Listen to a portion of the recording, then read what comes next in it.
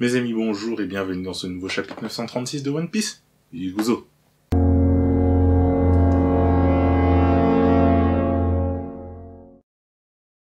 Mes amis, on se retrouve pour le nouveau chapitre 936 de One Piece. Et quel chapitre avec beaucoup d'informations, entre Nami, Zoro, Luffy et une possible révélation sur la forme de Kawamatsu.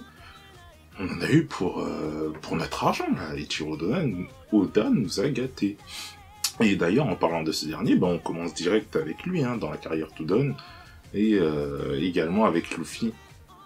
Et le titre du chapitre, c'est Sumo Inferno, et Queen veut exécuter Yogoro et Luffy, mais à la manière de l'équipage de Kaido, à la manière de Don, des prisonniers, et ce, par un jeu de sumo un peu particulier, où ce jeu de sumo, c'est tout simplement les prisonniers ont un collier, le même collier que les colliers que Tenryubito mettent à leurs esclaves, et les mains attachées ou pas, ça dépend.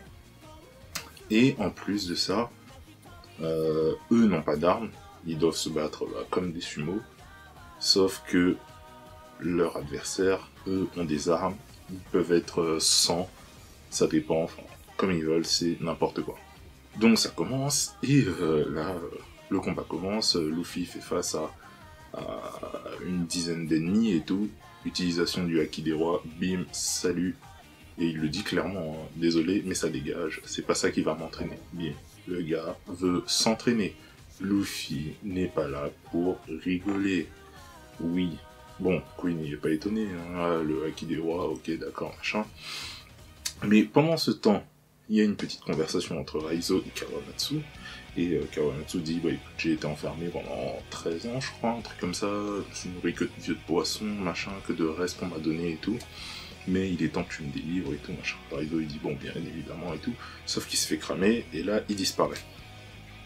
Ensuite, t'as Kawamatsu qui dit, Luffy Taro garde en vie Yogoro, car c'est lui le boss, et voilà quoi, et il dit dans sa tête, que, en gros, depuis que Luffy est là, il y a beaucoup d'agitation, etc., etc. Mais il a pas l'air mécontent, et il fait un petit onomatopée bizarre qui est Kappa Papa, et moi ça me fait penser au Kappa, tout simplement, qui est une espèce de créature mythologique japonaise, un yokai, qui pourrait être une signification sur la véritable forme de Kawamatsu.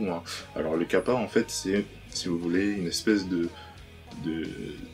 tortue, c'est une espèce de créature avec un bec de canard ou d'oiseau, avec une carapace de tortue, et son truc, c'est être tapis dans l'ombre, ressortir discrètement pour pouvoir dévorer des enfants, etc., etc. Ça, c'est dans la mythologie. Et ça pourrait coller, parce que le petit onomatopée Kappa Papa pourrait faire référence à ça. Le fait que, lorsque Raizo lui a dit « Est-ce que c'est vraiment toi Est-ce que tu peux montrer ton visage ?» et qu'il dise « Non, je ne peux pas », peut-être que ça colle aussi à ça, au fait qu'il préfère rester dans l'ombre et qu'il ne veut pas ressortir, et aussi au fait que, dans la mythologie, les Kappa, ce sont des créatures, quand on leur donne à manger en guise de respect, ils ne font pas de bruit, ils sont très polis, ils sont très sages. Et là, il le dit, je me suis nourri pendant 13 ans de restes de poissons, peut-être qu'il a été très sage en attendant que la future guerre approche. Donc voilà, c'est juste une petite théorie sur peut-être la vraie forme de Kawamatsu, et ça c'est intéressant à savoir. Ensuite, on revient à la capitale des fleurs, les fameux bains, avec Shinobu, Nami, Robin qui sont en train de se baigner, etc. Sauf que, entre-temps, tout le monde arrive. Hawkins, Drake principalement, et qui recherche toutes les personnes reliées à la fameuse association là, croissant de lune rouge, et ils veulent éradiquer toute menace, potentielle menace pour une future guerre. Et on se rend compte que ils arrivent au bain, sauf que dans les bains il y a Nami, Shinobu et Robin, et ça se retrouve au piège. Donc Drake, lui, il reste à l'extérieur parce que lui, sa mission principale, c'est de capturer Osobamas, donc Sanji. Et Hawkins, lui, il n'hésite pas. Il rentre, bim, fouillez-moi tout ça, les gars, hop. Sauf que là, il se rend compte que il y a quelque chose qui cloche. Nami et Robin sont en panique. Shinobu, elle, un peu moins. Et là, Nami nous a surpris. Hein. Technique ultime. Le Haki des Wa. Oui. Nami utilise le Haki des Wa. Ça, c'est bon, ça. Et on se rend compte que parmi la foule, il y avait Osobamas. Oui, Sanji était déjà arrivé au banc et il a réalisé peut-être un de ses rêves, le fait que d'utiliser sa combinaison lui permettant d'être invisible, plus le fait qu'il ait vu le corps de Nami nu, là, il a raison, il a tout gagné. Hein. Donc voilà, Nami utilise le Haki des Wa, et ça c'est important. Donc elle met tout le monde en PLS, et Sanji arrive à les sauver grâce au Hulk.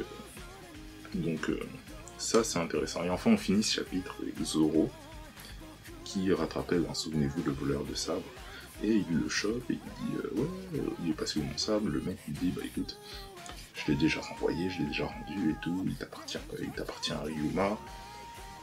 Et Zoro lui dit écoute, tu vas le trouver, hein, parce que moi je le veux ce sabre, et d'ailleurs ça tombe bien, tu vas souffrir. Bim, on connaît Zoro, il enclenche le combat, il enclenche les hostilités, et ça s'arrête là. Et là c'est intéressant. Donc voilà, plusieurs informations qui sont importantes. Entre Nami et Zoro qui enclenchent les hostilités, Luffy qui s'entraîne toujours, et Kawamatsu aussi, hein, donc vraiment un bon chapitre. Mais on attend les prochains jours et le début de la grande. Sur ce, c'est tout pour ce petit chapitre. A très bientôt pour de nouvelles vidéos. Abonnez-vous si ce n'est pas déjà fait. Le Haki des Wa.